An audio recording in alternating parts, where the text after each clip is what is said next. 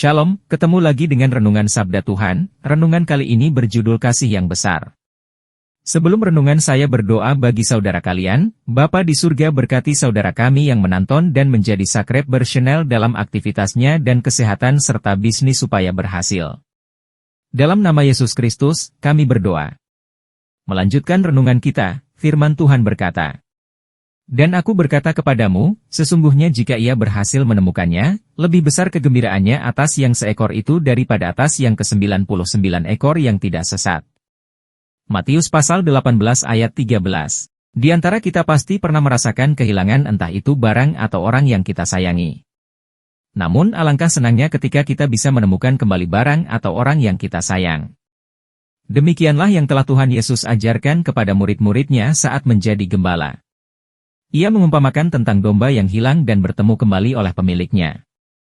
Jika kamu seorang gembala memiliki banyak domba, saat itu juga ada satu ekor domba yang tersesat, maka kamu pasti akan mencari satu ekor domba yang tersesat terus. Karena ketika kamu menemukan satu ekor domba yang tersesat dan hilang, kamu pasti akan merasakan kesenangan yang lebih besar dibandingkan menggembala banyak domba yang tidak tersesat. Dari situlah Tuhan Yesus menekankan poin penting tentang perumpamaan domba yang hilang. Karena pemilik domba akan lebih bahagia ketika bisa menjumpai seekor domba yang tersesat dan hilang. Dari perumpamaan tersebut kita bisa mendapatkan pelajaran yang sangat berharga, karena begitu besar kasih Allah Bapa kepada anak-anaknya. Ia tidak menginginkan seorang pun dari anak-anaknya yang hilang, sebab itu Tuhan selalu mencari semua umatnya yang hilang untuk dibawa kembali pulang. Dalam cerita Alkitab, para murid bukanlah binatang domba, melainkan hanya perumpamaan saja. Bahwa mereka adalah seorang manusia yang berhak memberikan teguran kepada temannya saat sedang berbuat dosa bahkan menyimpang dari jalan yang sudah ditetapkan oleh Allah. Sebagai seorang murid, ia dapat memberikan nasihat secara pribadi bahkan dengan banyak saksi di hadapan seluruh jemaat.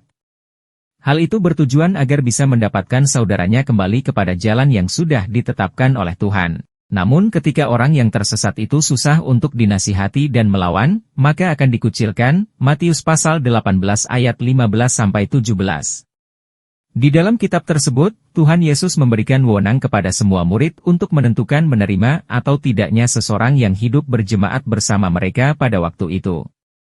Renungan singkat Kristen tentang kasih ini selalu mengajarkan begitu besarnya kasih Allah kepada setiap umatnya yang tersesat dan hilang.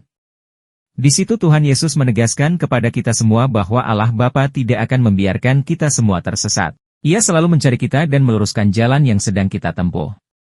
Demikianlah kita harus saling menegur ketika teman ada yang sedikit menyimpang untuk kembali ke jalan yang benar.